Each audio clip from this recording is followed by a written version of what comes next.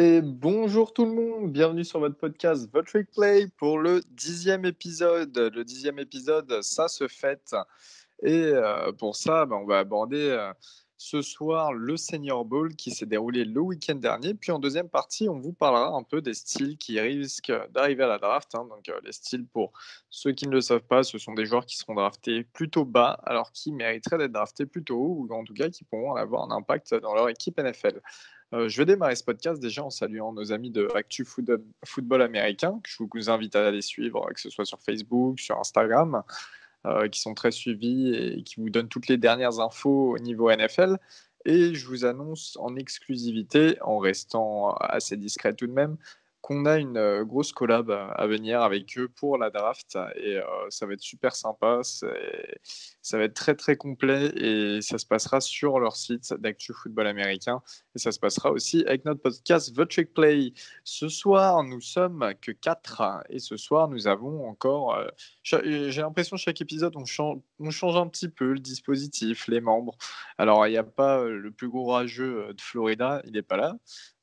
Ça vous fera peut-être un peu de bien pour les oreilles ce soir. Il n'y a pas notre ami Baptiste du compte français d'Oklahoma State, Villanson Cowboy, mais je suis avec Robin d'Oregon. Bonsoir. Avec Augustin de Notre-Dame. Salut. Et avec notre cher Valentin Dolamis. Salut tout le monde. Alors, on va se concentrer donc sur le Senior Bowl qui s'est déroulé ce week-end, le 25 janvier. Et donc, ce Senior Bowl un Senior Bowl, c'est un match qui se joue une fois par an vers la fin du mois de janvier, à peu près 3 mois avant la draft, et qui vise à faire jouer quasiment les plus gros joueurs seniors sortis de l'université qui se présentent à la draft et qui, voilà, c'est un peu comme un Pro Bowl version NCAA. Et voilà, les joueurs sont là pour se montrer un peu, pour faire augmenter leur stock de draft et pour se faire évaluer par les scouts NFL. Et on a deux équipes, on a la North Team et la South Team. Deux équipes qui sont gérées par deux staffs NFL qui sont sélectionnés chaque année. Souvent, ce sont des staffs d'équipes qui vont drafter haut. Donc cette année, on a l'équipe qui draftera en première, qui sont les Cincinnati Bengals. On a Zach Taylor qui a coaché la South Team. Et du côté de la North Team, c'est les Detroit Lions qui draftent aussi haut avec Matt Patricia en head coach principal. Je vous donne d'avance le résultat. Victoire 34 de la North Team à 17 pour la South Team. Je sais que Valentin, toi, tu as passé une nuit devant ce match. Apparemment, tu n'avais pas un gros programme ce week-end-là, parce que c'est vrai que c'est un match qui est plus ou moins regardé, mais qui n'est pas non plus sensationnel, qui n'est pas le match le plus attendu de l'année au niveau du college football. Toi, Valentin, qu'est-ce que tu en as pensé? Quels ont été déjà tes plus chez les joueurs? Alors, déjà, ça reste intéressant, comme tu dis, pour les seniors qui ont besoin de se montrer un petit peu. Euh, Il y a quelques joueurs qui ont validé, on va dire, leur talent, même s'ils n'avaient pas trop besoin, comme Herbert, qui est fini MVP du match. Après, honnêtement, Herbert, c'est 100 niveaux au-dessus des autres, donc on va même pas en parler. Ça va faire plaisir à Robin. Ouais. Donc, ouais, Herbert, il fait 9 sur 12, 83 yards, un TD, et à la course, il a 22 yards. Enfin bon, voilà, du Herbert, comme cette saison, pas de problème. Après, il y a eu d'autres joueurs qui se sont montrés, comme le quarterback Anthony Gordon de Washington State, qui finit. C'est ça, l'ancienne équipe de Gardner Minshew, pour les addicts NFL. C'est ça, qui finit avec 2 TD et 69 yards. Moi, je le connaissais pas vraiment. Enfin, j'ai dû le voir une fois dans la saison. Et c'est un QB, par exemple, qui prend ses choix très, très vite sur la première option. Donc, généralement, c'est pas trop ce qu'on veut en NFL, mais il a toujours choisi la bonne option et c'est lui qui m'a le plus impressionné sur le côté offense. Donc, à voir si lui, au lieu d'être undrafted ou 7e tour, s'il va peut-être pas monter 6, 5, 5e tour. Après, on a eu Joshua Kelly de UCLA, le running back, qui finit avec 105 yards. Pas de TD, mais qui a été très très bon, 7 yards de moyenne. qui a été excellent, alors que cette saison, il est finissait à 4, si je ne me trompe pas, il était à 5 yards, même pas à 4,6 yards de moyenne. Bon, il finit quand même la saison à 1000 yards et à 12 TD. Donc à voir, pareil, c'est peut-être quelqu'un qui va reprendre un petit tour ou deux pour la draft. Après, on a qui? On a eu Denzel Mims de Baylor, qui a eu un catch et une course, mais il a confirmé par des routes et les drills d'avant-match, donc ce qui se passe dans la semaine d'avant-match. Il a confirmé ses beaux tracés et son talent. Donc, lui, il se valide vraiment un ticket pour le troisième tour, quatrième grand maximum, à mon avis. On a eu en défense, on va passer en défense un petit peu. On a eu Troy Pratt Jr., le cornerback de Notre-Dame, qui a aussi impressionné durant la semaine par sa couverture homme à homme et qui fait une interception en plus pendant le match. Donc peut-être que toi, Augustin, tu peux nous en parler un petit peu. Alors oui, ça, comme tu dis, sur le coverage, enfin sur la défense homme à homme, ça a impressionné personne parce qu'en fait, on sait que Troy Pratt Jr., c'est un des DB les plus rapides de tout le college football. En fait, il faisait de l'athlétisme auparavant et c'est un mec qui pourrait aller taper au combine, je pense assez facilement les 4,30 au 40 yards. Et bon, là, il a impressionné parce que en fait, il a réussi à il a montré ce qu'on ne voyait pas forcément à Notre-Dame, c'est-à-dire contester toutes les réceptions. Et en fait, il est le cornerback qui a le mieux réussi ce week-end à Mobile, en Alabama. Et oui, là, lui, pour le coup, putain, il a augmenté son draft stock, mais vraiment, quoi. Maintenant, en début d'année, on pensait qu'il allait être 160, 170e à la draft. Et maintenant, il y a même des analystes qui parlent de lui au deuxième tour. En tout cas, voilà, quoi. Il a montré qu'il était un player under the radar. Et ce Senior Bowl, lui a permis de se montrer à tous et bah, de montrer que ça allait être peut-être un top 50 pick à la draft en avril. Je voulais juste revenir sur Anthony Gordon, parce qu'Anthony Gordon, le quarterback de Washington State, il a quand même cette saison lancé 48 touchdowns pour 16 interceptions et 5579 yards, donc très très grosse saison. Euh, et pour moi, il va sûrement faire partie des surprises à être drafté. Finalement, c'était un mec en début de saison, on pouvait le voir complètement undrafted. Et là, pour moi, je pense qu'il va se faire drafter quand même. Entre le cinquième et le septième tour, il a une chance. Il a une chance et on a vu que certains quarterbacks qui ont été draftés aussi bas ont démarré des matchs en NFL récemment. Donc je parlais de Gardner Minshew juste avant lui, mais Gardner Minshew qui avant Washington State était en JUCO, lui aussi Anthony Gordon. Euh, Juste, voilà, c'était une petite parenthèse pour. Souvenez-vous de ce nom. On ne sait jamais, souvenez-vous de ce nom. Mais ouais, pour y revenir, l'année dernière, j'ai vu une petite stat passer en début de prise d'antenne au Senior Bowl. Tous les quarterbacks qui ont joué au Senior Bowl l'année dernière, ils ont starté un match en NFL cette année.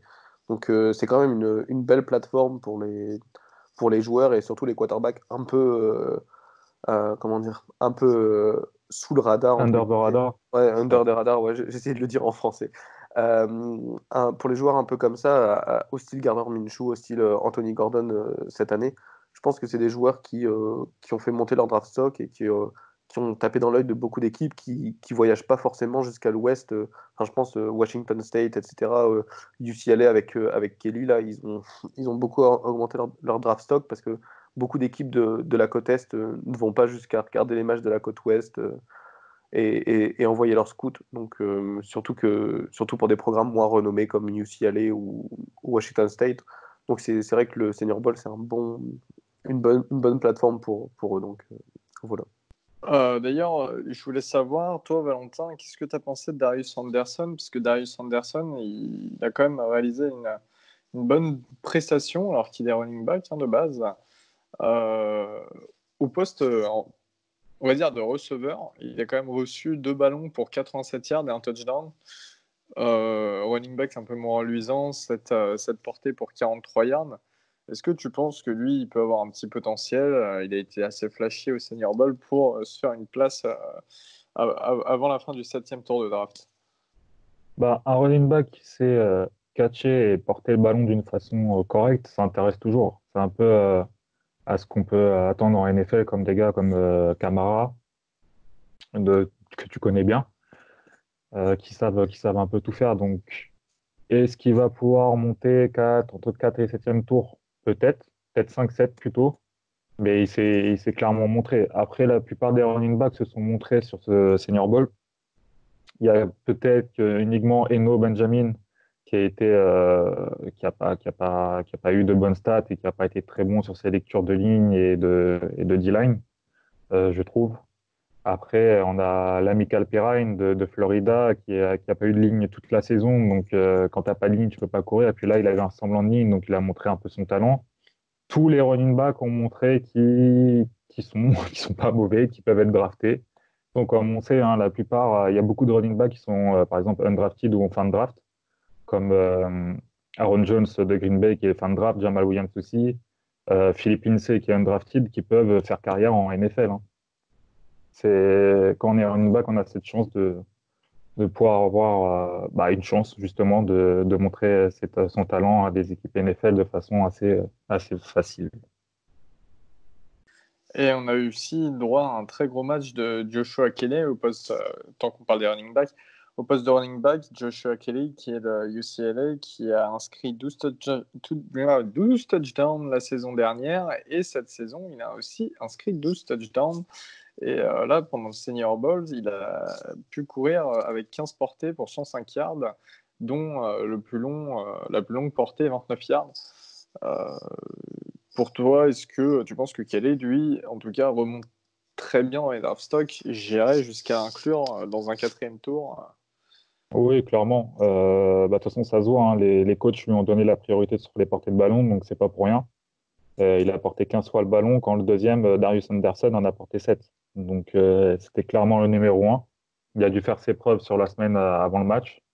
Donc je pense qu'il a dû taper dans l'œil de quelques scouts qui regardaient le match. Et il peut bien remonter au quatrième tour sans problème, je pense. Et après, c'est pas n'importe qui. Il revient. Là, j'ai la stat sous les yeux. Il a fait un back-to-back milliards avec UCLA. Donc, en année junior, en année senior. Donc, voilà, c'est pas non plus n'importe qui. C'est pas un gars qui vient de troisième division, de deuxième division. Euh, je pense que moi, à titre personnel, j'ai vu pas mal de vidéos de lui. J'ai regardé aucun match de UCLA. Ah, si, j'ai regardé UCLA, pardon, Cincinnati cette année. C'est un mec, je pense, qui va tomber au troisième ou au quatrième tour. Je partirais plus sur Joshua Kelly que sur Eno Benjamin Eno de Florida State. Donc moi, je le vois bien en En, par- Steelers cette année. en parlant de Cincinnati, on fait des gros bisous à notre collègue de Twitter qui tient le compte des Bearcats de Cincinnati, qu'on vous invite à les suivre parce il avait fait une petite pause, puis il est redevenu très actif. Donc, si l'Ohio vous intéresse et à Cincinnati en particulier, n'hésitez pas. On va passer un peu au stade des différents QB parce qu'on a 6 QB en tout qui ont joué dans ce match. Alors plus ou moins, hein, il y en a qui ont eu plus de snaps que d'autres. Et puis il y en a on a eu la très bonne surprise et beaucoup de déceptions, si je puis dire. Je passe au QB, ensuite on reviendra hein, sur les autres postes, vous en faites pas. Mais je voulais savoir parce que, alors, Shea Patterson, tout d'abord, Shea Patterson, on rit un peu jaune parce que on n'arrêtait pas de le dire. Bon, voilà, c'était un 5 étoiles à l'époque. Il était parti à Ole Miss chez Toi Valentin, puis finalement, il a transféré à Michigan. On l'a toujours attendu, et puis finalement, il n'est jamais arrivé. Et puis, encore une fois, là, sur ce Senior Bowl, il n'a pas vendu du rêve. Toi, comment tu l'as perçu? Juste, je donne sa stat, c'est 6 passes complétées pour 10 tentatives, 131 yards, un touchdown et une interception. Toi, est-ce que tu penses, en tout cas Valentin, ou même les autres, hein, si vous voulez réagir, est-ce que vous pensez que Patterson peut potentiellement devenir un QB numéro 2 ou numéro 3 dans une équipe NFL? Pour moi, ça sera un mec de practice squad et il tiendra pas la practice squad. Enfin, il se fera sortir de practice squad à la fin de. Il va faire quoi? 1, 2 ans en practice squad et ensuite ça va sortir de la ligue ou peut-être à la rigueur un peu à la Taysom Hill. Je pense qu'il a les capacités, la vitesse, etc. pour faire une sorte d'arme de dual threat en fait entre guillemets. Mais non, ça pas. Enfin, On en parlait en off avec Valentin tout à l'heure. C'est du classique, c'est du classique shit. C'est du classique Patterson en fait. Il est vraiment, il est pas exceptionnel, mais il est pas bon. Enfin, il est pas mauvais non plus. Enfin. Oh, je trouve un peu dur quand même pour le fait qu'il sera en practice squad et qu'il sera sorti. Parce que pour moi, si on prend Christian Hackenberg, je crois que c'était ça son nom, Hackenberg, et qu'ils avaient pris Ouais, qui était New chez les York avec Jets. Claude ouais, au début, début deuxième, je crois. Là, on parle d'autre chose quand même. Chip Patterson, c'est sûr, bah, il fait du Chip Patterson, quoi. Il va te sortir un bon drive, il va te faire une merde, il va te sortir un bon drive, il va faire une merde, il va plus rien se passer jusqu'à la fin. Mais backup, troisième QB, je pense que quand même, il peut le faire. Dire qu'il sera pas dans une team, ouais, c'est un petit peu dur, je pense quand même. Mais ce qui a soulevé Robin, c'est vrai que c'est intéressant d'en faire une sorte de Taysom Hill. Moi, je me rappelle que, alors c'est un peu débile ce que je vais dire, mais je joue pas mal à Madden. Et j'avais une franchise avec je ne sais plus quelle équipe. Et je l'avais pris justement, je l'avais drafté assez bas. Et je l'avais utilisé comme un Taysom Hill à faire beaucoup de courses, à lancer la passe de temps en temps pour surprendre. Ça me faisait kiffer. Et, c'est vrai qu'il a quand même pas mal de Ouais, vitesse. mais Et qu'il Tyson a, Hill, c'est un monstre physique. c'est un monstre physique, c'est vrai. Mais est-ce que finalement, Patterson, bah, tu peux quand même ne pas l'utiliser dans ce rôle-là, sachant que voilà, Tyson Hill est quand même assez cinglé. C'est vrai que tu l'envoies se battre au milieu de la défense en courant avec le ballon. Patterson, bon, sur différents styles de jeu, est-ce que tu peux ne pas l'utiliser comme ça? Je pense pas. Honnêtement, non. Tout le monde peut pas être Taysom Hill. On pensait de ça de Tracy McSorley. Bon, après, on va dire que Lamar Exact. Jackson a déjà fait le boulot, entre guillemets, sur ce plan de jeu, sur ces plans de jeu-là. Mais ah non, pour moi, voilà, Taysom Hill, il est à part. Le mec, il est sorti de la fac, il avait 25 ans, un truc comme ça. Il a un corps de linebacker, j'en sais rien. Le mec, enfin, il est surpuissant, il a des bonnes mains. Enfin, c'est pas donné à tout le monde. Donc, prendre un gars comme chez Patterson, juste pour lui faire des options, je suis pas sûr que ce soit le bon truc à faire. Alors, après Chichi Patterson, on a eu donc Anthony Gordon, juste, je donne ses stats du coup, qui étaient assez intéressantes. Hein. C'est 8 passes complétées pour 12 tentatives, 69 yards, 2 touchdowns, 0 interception. Malinx le Lynx, il a bien trouvé dans la end zone. Et on a eu Jordan Love. Jordan Love, alors Jordan Love, pour moi, c'est un mystère ce type. Il est à Utah State. C'était un quarterback à la sortie de lycée qui a été vraiment très peu recruté. Utah State, d'ailleurs, je crois que c'était sa meilleure offre quasiment. Là, il avait fait une très grosse saison l'année dernière. Cette année, saison quasiment autant de touchdowns que d'interceptions. Et là, on le retrouve, donc 4 passes complétées sur 6 tentatives pour 26 yards, c'est peu. Et Jordan Love, on en parle comme étant un premier ou deuxième tour.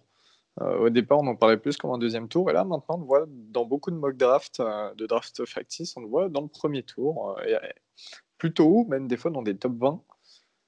Vous pensez quoi de ce joueur? Est-ce que vous pensez vraiment que, bah, là, sincèrement, je pense pas qu'il ait marqué énormément de points lors du Senior Bowl, mais est-ce que vous pensez que derrière, les scouts NFL vont se dire, ouais, ça peut être un potentiel starter et un QB franchise? Pour Alors moi, moi, ouais, vas-y, je t'en prie. moi j'ai trouvé Jordan Love plutôt pas mal. Je trouve qu'il y avait quand même, comment dire, il a pris quelques bonnes décisions. Enfin, il y a, des fois, il a commencé à courir quand il y avait pas de solution, etc. Il y a pas forcé les choses. Et je pense que pour une université mineure, ce qu'on lui demande, c'est pas d'être vraiment flamboyant. On lui demande de prendre soin de la balle et de prendre les bonnes décisions. Donc, euh, moi, je trouve qu'à ce moment-là, il a bien géré ça. Et non, il lançait des belles balles au loin. Donc, moi, je pense que c'est haut pour lui un premier tour, mais que ça sera quand même un bon QB en général. Quelqu'un a quelque chose à rajouter sur notre ami Jordan Love? Ouais, je pense que ce serait une grosse erreur de le prendre sur les 2 premiers tours, voire même troisième, voire même quatrième pour moi, mais bon, ça ne tient qu'à moi. Et pour moi, enfin, je sais pas ce qu'on lui trouve à ce QB, mais donc c'est bien peut-être de balancer une balle de 50 yards par match, mais ça suffit pas, quoi. Quand on l'a vu, je sais pas si tu as vu son attitude un peu sur le Senior Bowl, il l'a joué style, ouais, je rigole, je suis là, je pour m'amuser. Quand tu vois, par exemple, Herbert, il n'était pas là pour rigoler, il a fait son match, il était propre, il s'est barré. Même les autres en soi, hein. Mais Herbert, il est jamais Jordan là pour Love, rigoler, hein. pour moi, c'est non, quoi. Il a clairement pas d'avenir en NFL. Il est pas précis. Je pense pas qu'il a l'éthique de travail qui suivra. Mais il y aura quand même quelqu'un qui va le tenter 2, 3, 4e tour, ça c'est sûr.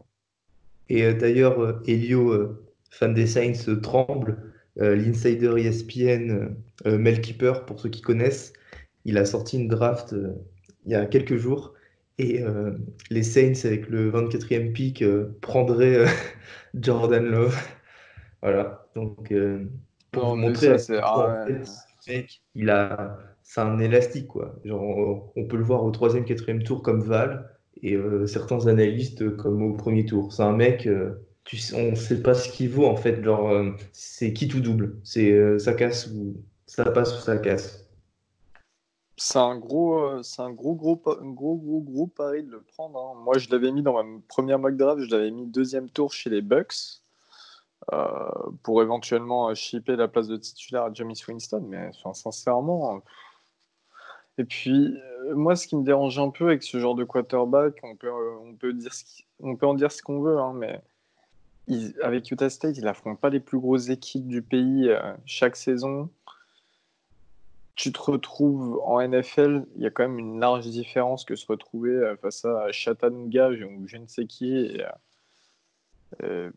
On verra, on verra. Mais sincèrement, c'est vrai que c'est un ovni un peu et c'est assez intéressant. Et en parlant d'ovni, on va tomber sur l'équipe South et un autre ovni qui a joué. Je garde le meilleur pour la fin, ne vous en faites pas. Mais on va parler d'un autre ovni qui est Jalen Hurts. Jalen Hurts qui sort d'Oklahoma, hein, qui s'est fait sortir en playoff avec son équipe. Et puis là, sur ce match, alors Jalen Hurts qui nous offre un ratio qui doit être autour des 40%. J'étais mauvais en maths, mais bref, 6 passes complétées pour 13 tentatives, 58 yards, un touchdown, une interception. Et Jalen Hurts, cette saison, c'était quand même 32 touchdowns pour 8 interceptions. Ça a toujours été un mec un peu fort mais inconstant. Il jouait à Alabama, ensuite il a été transféré à Oklahoma. Et c'est pareil, c'est un joueur, on peut dire qu'on peut le retrouver en fin de premier tour comme au 4e tour, quoi. Et Oula, vous, je sais. tour, Hein? fin de premier tour, je le vois pas comme une fin de Non, pas. À ça, un certain point dans la saison, il y en a il y a des gens qui disaient ça. Alors moi, je le conçois pas du tout. Non. Mais on a tellement on en a vu des dingueries quand même hein, sur les drafts NFL, hein, faut pas se mentir. On a Donc, vu Baker Mayfield en numéro 1, donc. oh, mais sincèrement, alors moi maintenant je suis sincère, alors là, mini débalancé presque. Je suis GM d'une équipe. Si je dois choisir entre Jalen Hurts ou Jordan Love, perso, je pense que je prends Hurts. En soi, l'avantage avec Jalen Hurts, c'est qu'il a joué dans des gros matchs et que, comparé à Jordan Love, à Utah State, il a joué LSU, il s'est pris 3 inters. Il a jamais joué en demi-finale, il a jamais joué en finale NCAA. Enfin, comment dire, mais moi je prends Jalen Hurts aussi, hein. Ouais, moi aussi, parce que c'est un mec que tu peux développer.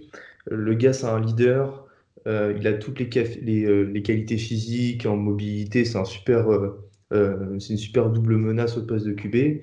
Il peut rester 1 an derrière un QB, s'améliorer au lancer. Et il peut devenir, je pense, à terme, un titulaire en NFL, bien qu'il n'ait pas le talent d'un first rounder pour l'instant. Il ne mérite pas non plus de dépasser le quatrième ou le 5e tour. Il a assez de talent pour être drafté et pour qu'on le développe comme un quarterback, quoi. Genre, je pense que Jalen Hurts, il a un avenir en NFL. Alors apparemment, chez certaines personnes qui sont experts du football au collège, université, il devait plutôt passer receveur ou tight end. Donc, je sais pas ce que vous en pensez, vous, mais bon, je pense qu'on est plutôt d'accord pour le Lamar fait Jackson, il qu'il... devait être receveur aussi, tu te C'est un rappelles? peu Ouais, n'importe quoi, oui, je suis d'accord. donc voilà. Non, je pense que QB, ça a un poste qui lui convient bien. Mais juste pour en revenir sur sa prestation moyennasse, c'est en partie dû à quelqu'un que Oregon va s'empêcher de défendre. C'était Monsieur Calvin Throckmorton, donc qui est guard normalement et qui a joué tackle tout le match et qui tout le match a laissé passer son vis-à-vis et Jalen Hurts a dû courir pour sa vie tous les snaps qu'il a eu. Donc tu vas nous en parler, mais en gros c'est ça, hein, c'est tous les snaps il se faisait passer. Il n'y a pas un snap, je crois, où il s'est pas fait passer. Bah écoute, en début de match, quand il bloquait pour Justin Herbert, c'était surprenant, mais Justin Herbert, il avait un bon bout de temps pour lancer, je trouve. Mais c'est vrai que quand il y a eu un changement de quarterback, je ne sais pas ce qui s'est passé, mais déjà, il était pas, comme tu l'as dit tout à l'heure, il était pas sa position naturelle. Normalement, il joue guard, et là, on l'a fait jouer left tackle. Donc, je sais pas trop pourquoi. En plus, c'est un appelé de dernière minute entre guillemets au Senior Bowl, puisqu'il n'était pas dans le rooster avant 1 ou 2 semaines avant, en fait. C'était honnêtement, hein, désolé pour le vocabulaire, mais c'était dégueulasse. Sa performance impensable. Et quand on parle de ceux qui vont tomber à la draft à cause de leur performance ou monter grâce à leur performance, Throckmorton, vraiment, c'est quelqu'un qui va baisser à la draft alors qu'il a un talent énorme en tant que left guard. Sauf que là, en tant que left tackle, il a laissé passer beaucoup trop de gens. Il y a un jeu où il se fait passer, il n'est même pas encore relevé, le D-line, il est déjà dans le backfield, et il regarde, il se retourne, et il regarde comme s'il était, comme je sais pas, comme il était résolu à se faire passer. C'était vraiment moche à voir. Donc du coup, Calvin Throckmorton, il a joué, c'est quelqu'un de super polyvalent, il a joué au moins un snap à chaque position cette année. Sauf que tackle, il n'y a pas le physique de tackle. On en parlait sur Twitter lors du match. Il n'y a pas le physique de tackle. Et il n'a pas non plus le talent, entre guillemets, de tackle, enfin, pour jouer tackle à haut niveau. Et c'est en partie pour ça que Jalen Hurts ne fait pas un bon match. Il se fait intercepter, c'est parce qu'il se fait taper, parce que Throckmorton, il bloque pas, il se fait beaucoup saquer et il court pour sa vie parce que Frank Morton, il est pas là et enfin, il est sur le terrain. Je pense qu'ils auraient mis quelqu'un d'autre. Comment dire, Jalen Hurts, il aurait pas autant couru pour sa vie et c'est triste à dire pour Calvin Throckmorton puisque c'est un bon gars, mais ouais, il a pas été bon et il va baisser à la draft. Ah, en plus, il y a un moment, Jalen Hurts, sur sa tronche, il disait vous voulez pas me le changer parce que j'en ai Ah, marre, attends, quoi. Je vais me faire démolir une cheville et là, ça va être compliqué pour moi à la draft. Mais c'était vraiment bizarre parce que on aurait dit qu'il voulait la mort de Jalen Hurts, limite, le Calvin. ouais, encore ça aurait été genre Joe Burrow ou quoi, il se serait peut-être dit si Joe Burrow il se blesse, Herbert il partira en 1. Mais là, il n'y a pas trop de concurrence et je comprends pas pourquoi il n'a pas été bon. Normalement, il y a quand même un niveau décent, entre guillemets, et là c'était horrible. Je pense que n'importe qui aurait mieux fait, enfin aurait fait mieux. Voilà. Euh, alors, au poste de QB, on avait aussi eu Steven Montez, le quarterback de l'Université du Colorado, à Boulder. Le Waterboy. Non. Bah, quand même, Valentin, un peu de tenue. Non, mais attends, mais attendez, non, mais vous l'avez vu sur le terrain ou quoi?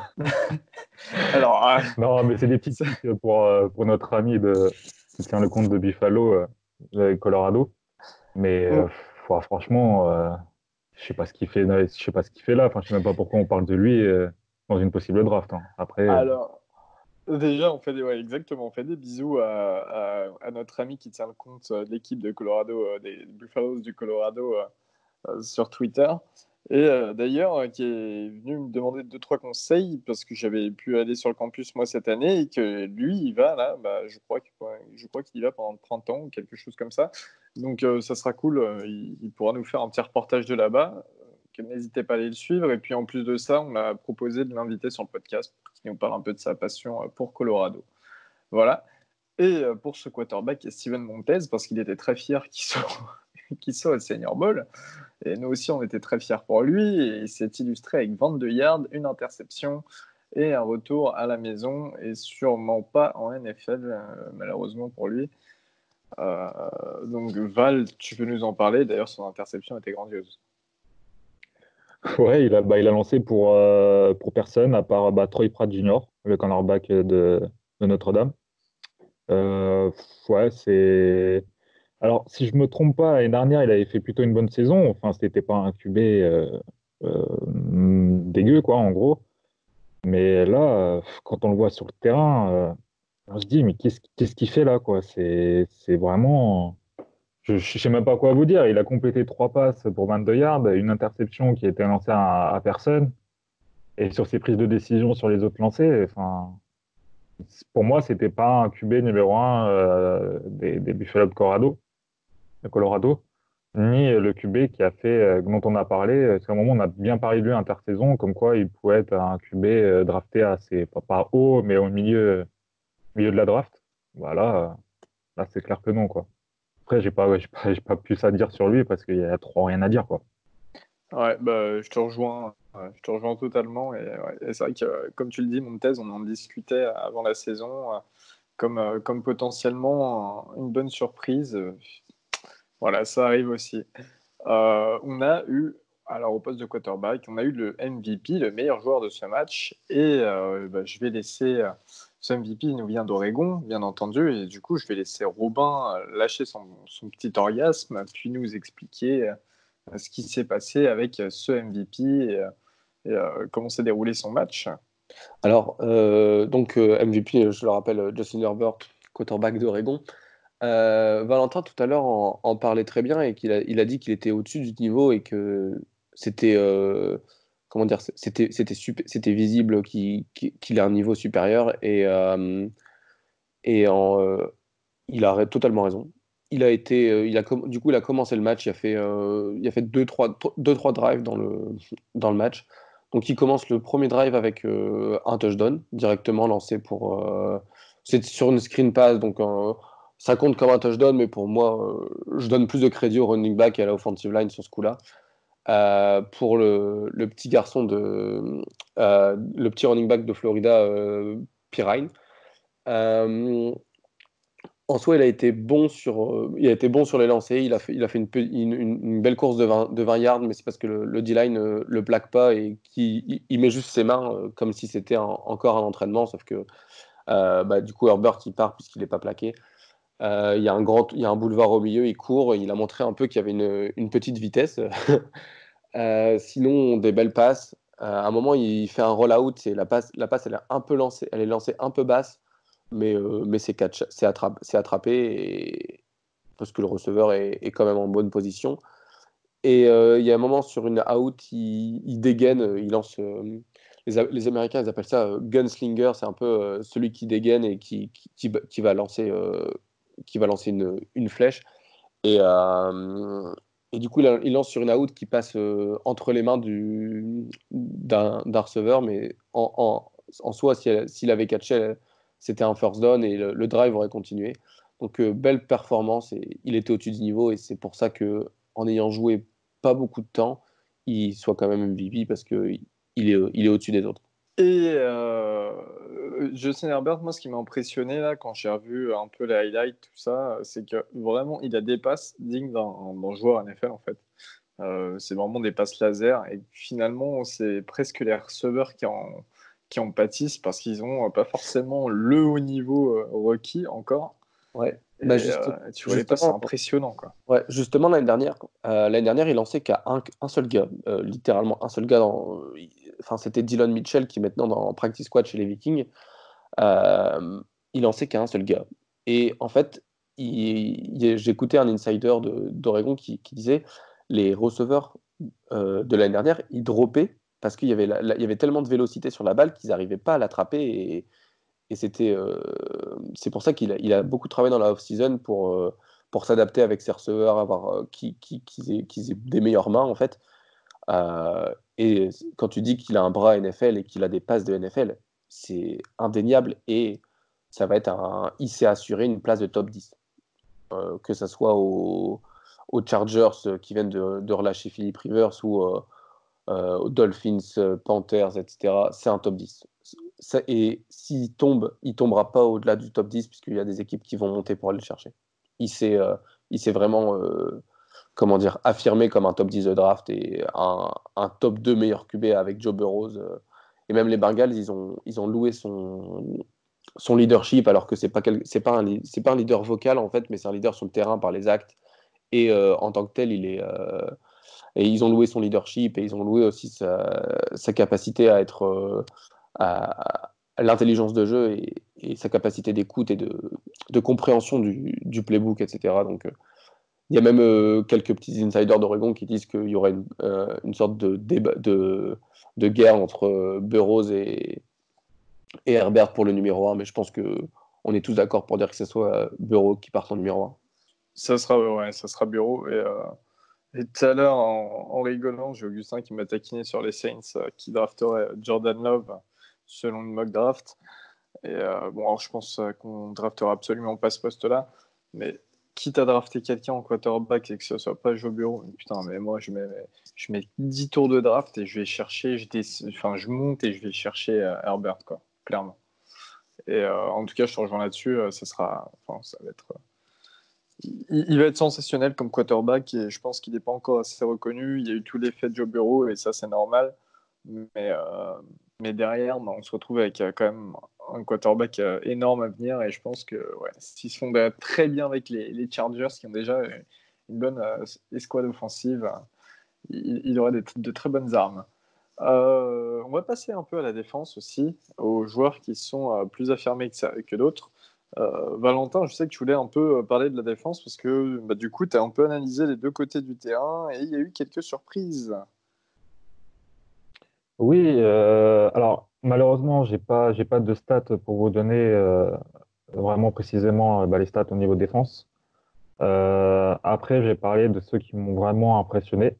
Donc, mis à part Troy Pratt Jr., le cornerback de Notre-Dame, j'aimerais parler de Evan Weaver de California, le linebacker, qui a été partout, comme à l'image de sa saison. Sa saison, il finit à 103 plaquages solo. C'est le premier, il n'y a pas meilleur, c'est une machine à plaquer. Et il l'a montré sur ce Senior Bowl et aussi en special team, où il fait un gros bloc sur le retourneur. Je sais plus c'était qui le retourneur, mais il fait un gros bloc.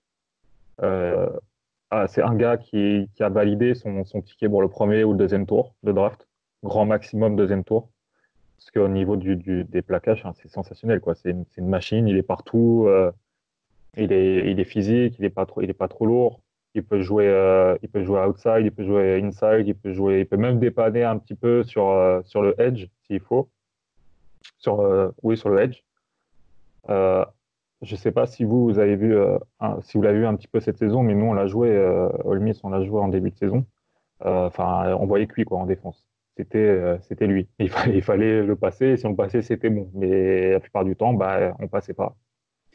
Donc, je sais pas ce que vous pensez de lui, mais pour moi, il a validé son ticket pour premier ou deuxième tour sur ce Senior Bowl.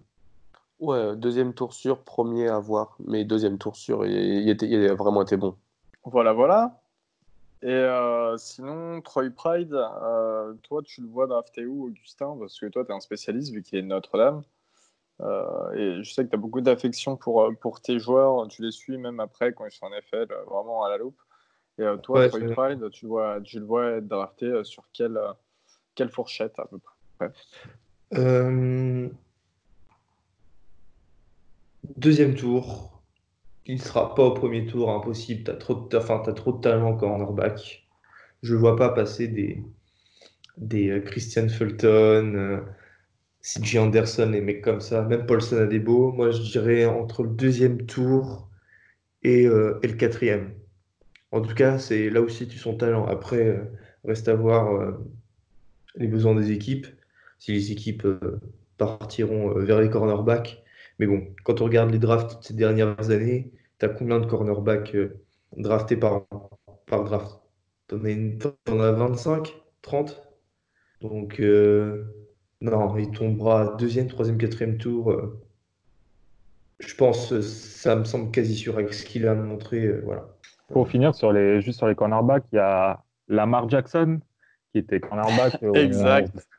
On se posait quelques questions sur lui par contre, lui, il n'a pas gagné des points sur Senior Bowl. Il s'est fait manger 2 fois en homme à homme. Il n'a vraiment pas gagné des points, donc on ne savait pas s'il allait être 4, 5, 6e tour ou peut-être monter jusqu'au 3. Là, je pense qu'il sera mid ou fin de draft.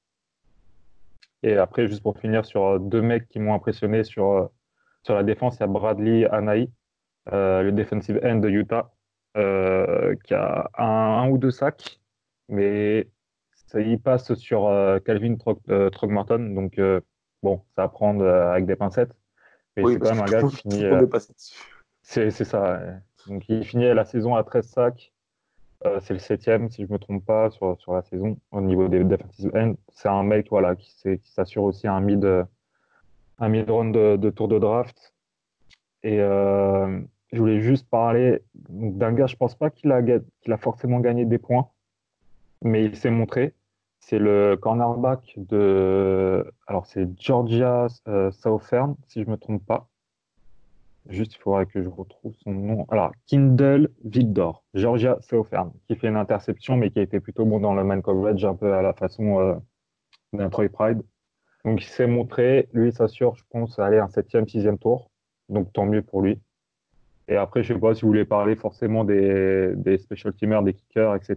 Mais bon, ce sera en kicker Rodrigo Blankenship, sûrement le premier à être drafté. Après, voilà, on a eu quelques longues snappers, mais bon, voilà, c'est pas ce qu'il y a de plus intéressant à parler. Blankenship qui est à l'université de Georgia. C'est ça.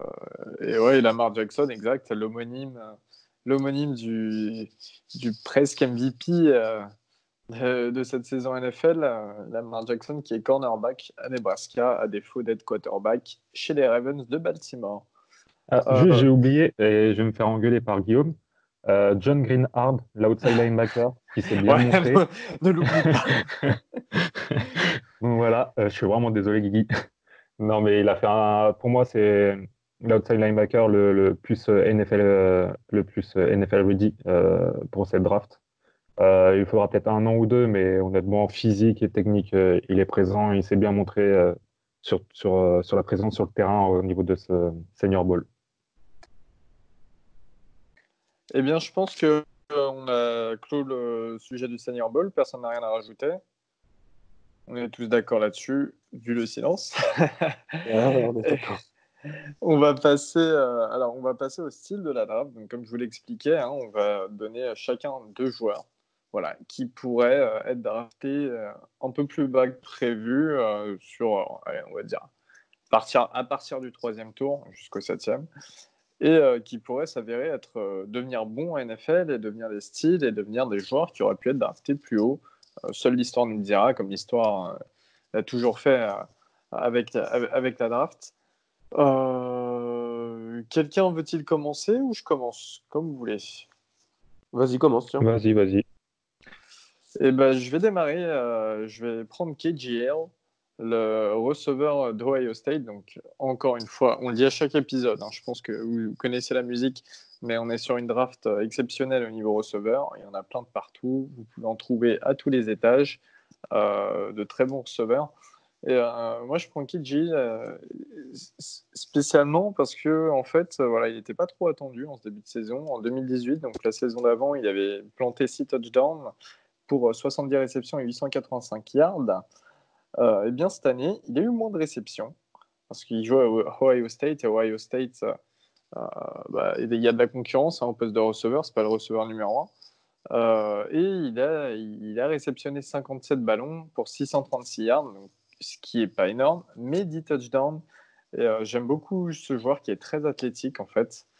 Les mains très solides, Et pour moi, qui peut, voilà, qui tombera sûrement. Je le vois tomber au troisième tour peut-être. Et, euh, et pour moi, qui peut être un très bon atout offensif, surtout, voilà, en NFL, on se retrouve de plus en plus face à. Enfin, le sport évolue, le football évolue, on se retrouve de plus en plus face à des défenseurs, des cornerbacks très athlétiques, hein, pas forcément longiligne, vraiment athlétiques, et avoir un joueur de ce calibre avec les mains sûres, voilà. Je pense que KJ peut être une très bonne option. Vous en dites quoi déjà sur ce joueur? Est-ce que vous avez vous contestez ou au contraire vous êtes d'accord sur Moi, KJ? je le trouve vraiment fort et il me semble qu'il a le record du nombre de réceptions à Ohio State, non? Quelque chose comme ça. Alors là, c'est une bonne question.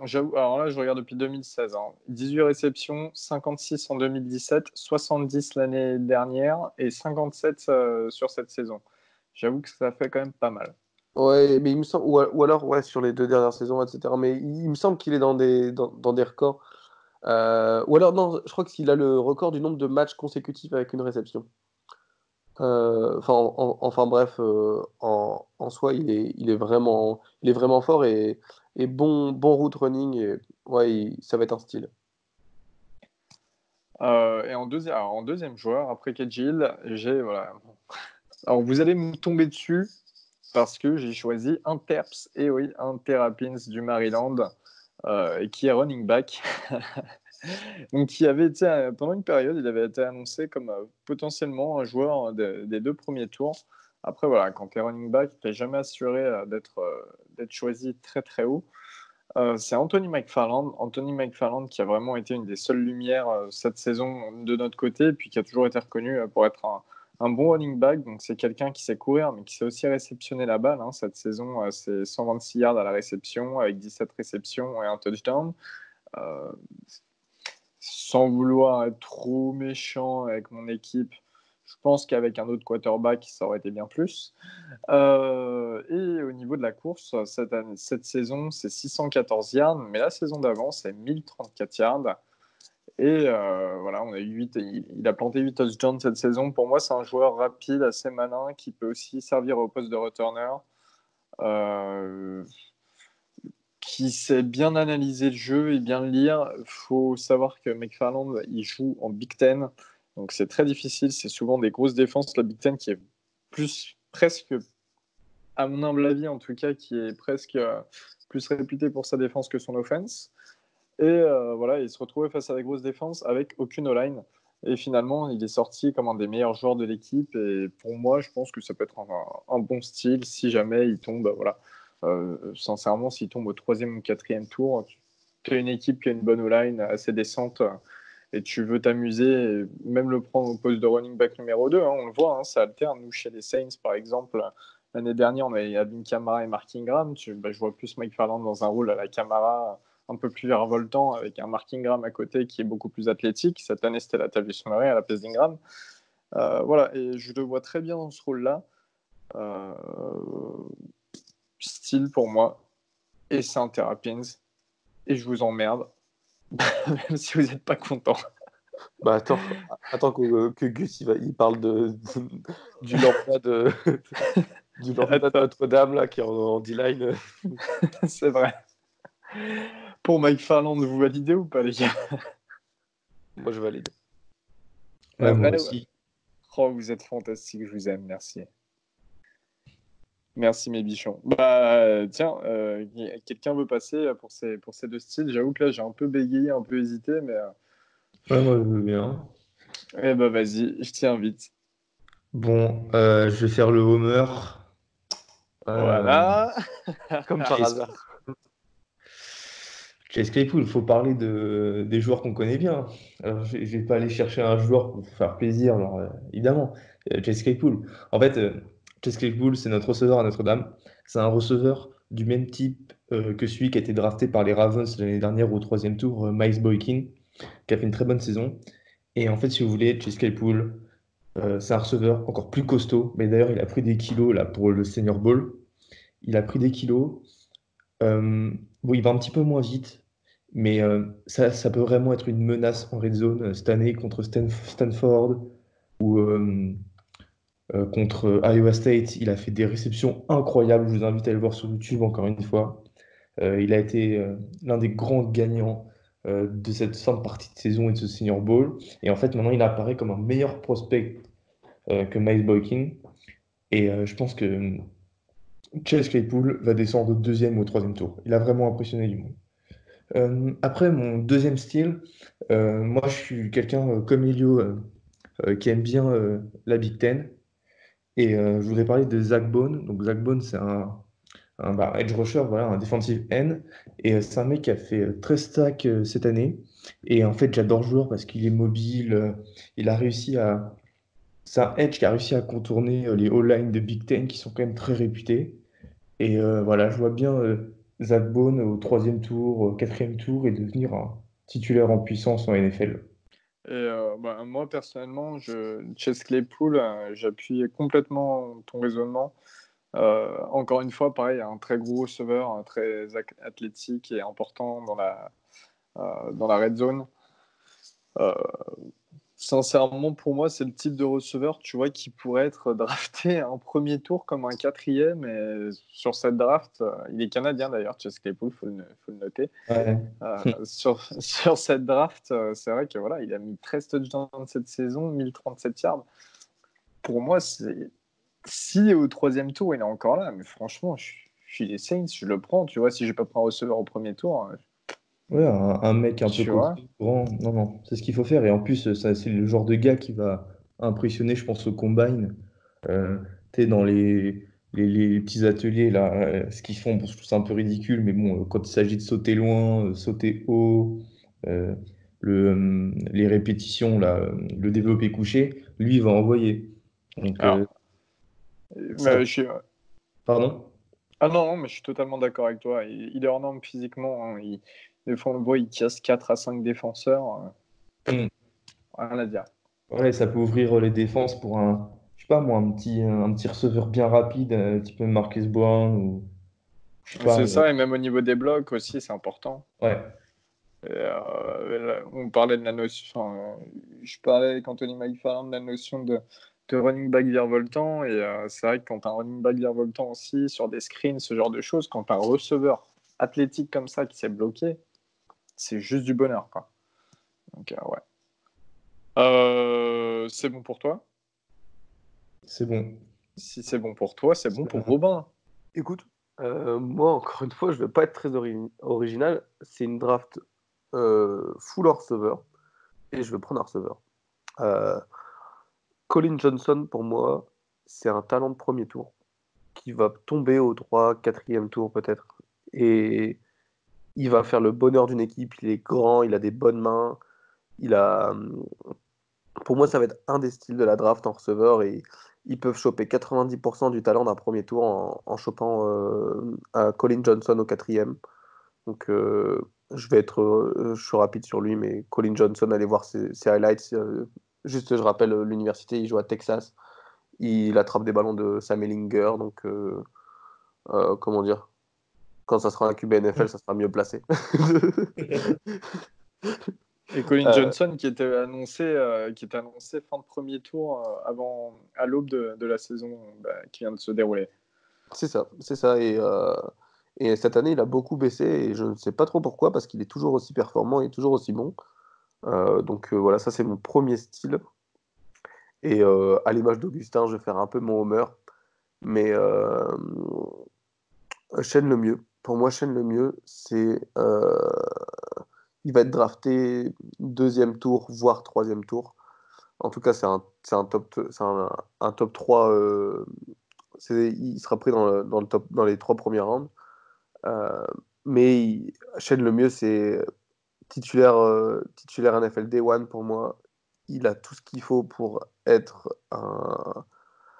euh, un super bon guard et il est aussi assez polyvalent. Du coup, il peut passer sur d'autres positions.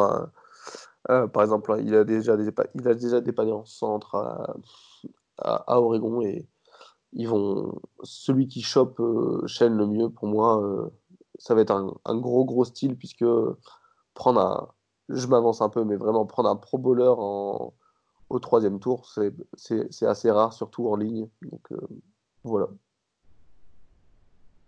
Et encore une fois, désolé parce que j'interviens sur chacun de vos joueurs presque. Je vais un peu me taire ensuite, mais enfin, sincèrement, que tu sois pour Oregon ou pas, Shane Lemieux, mais putain, mais faut être débile pour le laisser passer en réalité. Il tombe au deuxième, mais il faut être débile pour le laisser passer. Hein.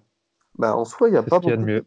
Toutes les mock drafts, non mais en soi, toutes les mock drafts, elles sont. Désolé. Non, mais...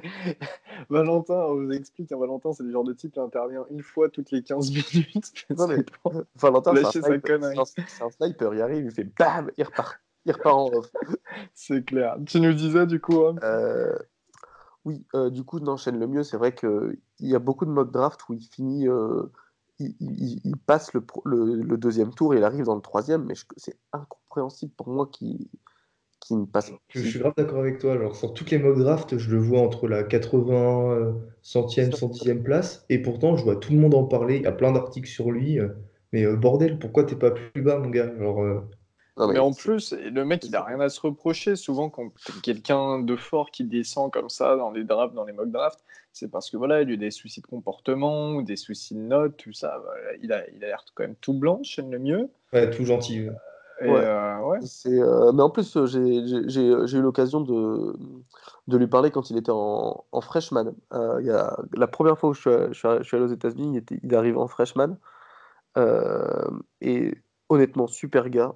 Et comment dire, il a une éthique de travail énorme et aussi comment dire, euh, intelligent. Sur la ligne, c'est quelque chose qu'on demande et pas de blessure. Son historique, il y a pas énormément de blessures. Enfin, ça fait quand même 5 ans. C'est un senior. Il est NFL ready. C'est incompréhensible pour moi s'il passe le deuxième tour. Si Et puis j'appelle merde, quoi. n'importe quel GM, je leur dis, ça y est, les gars, prenez-le. Il y a C'est safe. tellement d'équipes là. Il y a tellement d'équipes qui ont besoin de O-line en ce moment, mais tellement en NFL. Me dites pas que les Cardinals, les Seahawks ou quoi, ils en ont pas besoin. Mais tout le monde, les Cards, les Jets, Même les Green Bay. Browns, ouais, Green Bay aussi. Même nous, hein, chez les Saints, hein, sincèrement, en guard, Andrew Speed, voilà quoi. Mais non, il y a énormément Ouais. d'équipes et c'est vrai que la O-line, on le voit, ça fait le taf quoi. Ça fait le taf quand un QB a le temps de lancer ou quand un running back a la place pour passer, ça fait le travail. Donc, on verra bien pour le mieux, mais en tout cas, ouais, ton choix est totalement validé par tout le monde, je pense. Valentin, notre cher ami, est-ce que tu vas nous sortir quelqu'un de l'Émis ou est-ce que tu vas au contraire renier le Mississippi et aller chercher ailleurs? Alors, je vais parler d'un ancien de l'Emis et qui est dans la meilleure conférence du Bah Shea football. Patterson, d'accord, bah, je savais. Pas trop, je pense, Elle pas est bien. vraiment. Je vais parler, bah, vu que c'est, comme on a dit, une classe full receveur, de très bons receveurs, ça va être deux receveurs et je vais commencer par Van Jefferson de Florida. Donc, c'est pas le mec qui a les stats les plus impressionnantes, hein. C'est 657 yards, pardon, 6 touchdowns. Mais déjà, on voit au niveau de sa moyenne sur ces quatre dernières saisons, il tourne entre 12 et 14 yards de moyenne. Et c'est un très bon special teamer. C'est un mec qui a au Senior Bowl sur les drills de la semaine précédente dans le match, il a montré tout son talent sur les tracés. Il a des tracés très complets, il ne drop pas trop de ballons. Donc c'est un mec à la base qui est attendu niveau 7 6e tour. Je pense qu'il sera drafté dans ces eaux-là, peut-être 5 au mieux. Mais je pense qu'il sera plus un numéro 2 3 voire grand max joueur de rotation. Mais je pense qu'il peut se faire une place en tant que deuxième ou troisième receveur dans une équipe un peu en galère de receveurs la saison prochaine. Parce que c'est vraiment un gars très complet. Et déjà à Ole Miss, il était un peu barré par DK Metcalf et Jay Brown. C'est pour ça qu'il était parti à Florida. Mais c'est vraiment quelqu'un, en fin de draft, on peut y aller les yeux fermés, quoi. Il n'y a aucun problème sur lui. Et après, j'ai parlé de Denzel Mims de Baylor. donc qui est annoncé partout. Partout où j'ai vu, il est annoncé au quatrième tour. Donc quelqu'un qui nous sort une saison à 1000 milliards, 66 réceptions, 12 TD, qui a fait en 2017 une saison à milliards aussi. Enfin, je sais pas ce qu'il faut de plus, mais un gars qui drop aucun ballon, qui est grand, c'est un 6'3", donc je crois que c'est 1m95, si je dis pas de bêtises. Et Yo, toi, peut-être tu dois le savoir, ça. À chaque fois, je demande à ma copine de convertir pour moi. Donc, Mais je crois que ça doit être, ce 6'1", c'est un 90, je crois, donc ça doit être un 95, quelque chose comme ça. Non, Donc 6'4", quelqu'un. c'est pas un 90. Hein. Ah bon? 6'4", c'est 2 mètres. Donc, moi, tu vois, je suis 5'11", je suis 5'10", et je suis 1m60, 75. Donc, il doit faire Parce que- 1m87, 80, Non, alors, 87 max. Hein. 6'3", c'est peut-être 1m90. Ouais, c'est 6'3", Ouais, 1m90. bon, allez, autour de ces eaux-là, mais il est grand, il est longiligne. Il ne drop pas de ballon. Et on avait juste une interrogation sur ses tracés. Et là, je peux vous dire, les tracés qu'il a mis au Senior Bowl et sur les drills toujours de la semaine précédente, le match, enfin, et je veux bien qu'il ait des problèmes de tracé, mais faudra me les montrer parce que là, il t'envoie des tracés, le bonhomme. Les linebackers, les cornerbacks, ils étaient complètement largués par le type. Ils étaient mais 4-5 mètres derrière. Donc, si les Honors se le prennent en quatrième tour, comme c'est prévu un peu dans les projections de draft, ça va être un sacré style, le mec, parce qu'il peut être numéro un facilement, enfin, numéro 2 en tout cas sûr, et numéro un il peut l'être. Donc, je ne sais pas ce que vous en pensez surtout de lui, Denzel Mims. Moi, j'aime bien cette classe de receveurs, et je trouve que, tu vois, à l'image du petit garçon de Florida, là, tu peux choper un bon talent avec un beau route running pour un quatrième tour, et bon style pour moi. moi, ce qui m'intéresse, c'est vraiment Denzel Mims là, de Baylor, comme tu l'as dit. Donc, milliard hein, cette année, 12 touchdowns, avec une équipe de Baylor qui est revenue au top, enfin, sincèrement, qui était en chute libre il y a quelques saisons, et puis qui est revenu au top, dans le top 25, ils étaient dans le top 10, tout ça. Enfin, c'est incroyable. Et Matt Rhule, le head coach qui est devenu, qui vient de signer pour 7 saisons, je crois, en tant que head coach chez les Carolina Panthers en NFL. Et justement, quand je vois les stats de Mims, quand je vois le type de joueur qu'il est, et quand je vois que Matt Rhule vient d'arriver en NFL, je pense qu'il ne l'oubliera pas et qu'il aura dans un coin de sa tête. Ah, Et c'est clair, que hein. S'il une, descend plus de troisième tour, c'est clair qu'il le prend, c'est sûr. une, une équipe comme les Panthers, sincèrement, qui ont, allez, en receveur numéro 1, DJ Moore de Maryland, et, euh, et Christian McCaffrey qui font un peu tourner l'offense. Tu rajoutes Denzel Mims, plus on ne sait pas trop comment ça va se situer au niveau du poste de quarterback pour à Charlotte chez les Panthers, mais en tout cas, sincèrement, c'est pas négligeable avec un coach qui le connaît très bien et qui sait comment l'utiliser. Ça peut faire des étincelles et je suis totalement d'accord avec toi. Bon, bah, je crois qu'on a fini en tout cas pour aujourd'hui, pour cet épisode, ce 10e épisode de The Trick Play. C'est avec plaisir, on est déjà au 10e épisode, ça fait à peu près ça fait peut-être une douzaine de semaines qu'on a démarré le podcast et ça fait toujours plaisir de voir qu'on est suivi, de voir vos commentaires, de voir le nombre d'écoutes et voilà, on vous remercie comme d'habitude, hein, ça nous incite à continuer et on se rejoint. On avait encore pas mal de projets, comme on vous le disait. Hein, je vous le rappelle, on a une collab avec Actu Football Américain que je vous invite toujours à suivre sur les réseaux sociaux, qui devrait arriver d'ici quelques semaines. Et puis on a plein d'autres petites surprises. Vraiment, on essaie de faire step by step. Et j'arrive plus à parler, ça y est, l'état. Mais en tout cas, tout ce qu'on souhaite, c'est vous remercier. Et puis n'hésitez pas à suivre le compte Twitter, à donner vos impressions, à nous dire si vous voulez aussi participer à un des épisodes pour donner votre avis sur quelque chose, sur une petite partie de l'épisode. Il n'y a pas de problème. On est là, on est à votre écoute. En tout cas, nous, on vous fait des gros bisous. Bisous, les gars. Bisous. Bisous, bisous. Salut! Et on vous souhaite une excellente fin de journée, de soirée. Vous pouvez nous écouter à n'importe quelle heure, hein, même entre 10 bières, il n'y a pas de problème. C'est fait pour. Et bonne soirée à vous. Salut.